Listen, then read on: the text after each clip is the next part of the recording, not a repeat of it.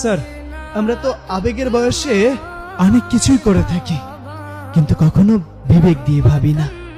মনে আছে স্যার একটা গল্পের কথা? চলুন আজকে আপনাকে এই গল্পটি একটু অনুভব করাই। স্যার একটু ভাবুন তো, চারদিকে ঈদের আনন্দ, নতুন জামার ঘ্রাণ, কিন্তু আপনার ঘরের কোণে আপনার বাবাই তখন পুরো পরিবারের হিসাব মেলাচ্ছে। বিদ্যুৎ বিল দিবেন কিভাবে, কিভাবে ছেলের ঈদের আবদারটা মেটাবেন। আপনি পাশেই দাঁড়িয়ে আছেন, বাবার সেই মলিন মুখটা আপনার চোখে পড়ছে ঠিকই, কিন্তু অবুঝ মনটা তখন বিলাসিতার মোহে অন্ধ। আপনি দেখছেন বাবা নিজের জন্য একবারও কিছুই কেনেননি। সেরা স্যান্ডেল তালি দিয়ে বলছেন এতে আরো কয়েক বছর চলে যাবে, কিন্তু আপনার হাতে তখন দামি ঘড়ি, আপনার কাছে তখন দামি বাইক।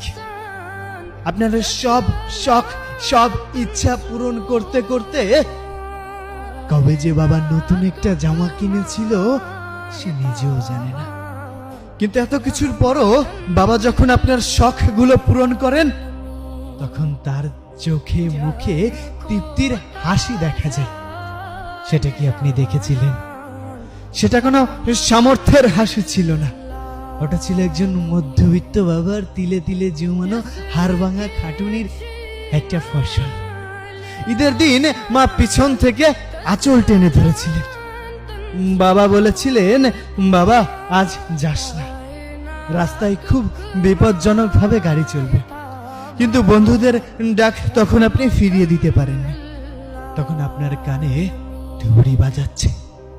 আপনি ঠিক ছোট ভাইয়ের পিছনে বসিয়ে যখন বাইকটা স্টার্ট দিলেন, তখন জানেন না আপনি আসলেই একটা ঝড়ের দিকে এগিয়ে যাচ্ছেন।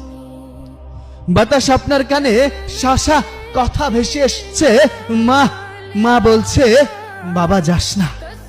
বন্ধুদের সাথে পাল্লা দিয়ে আপনি গাড়ি চালাচ্ছেন। গাড়ির স্পিড তখন 80, 190 এমন ভাবে উঠতে থাকছে।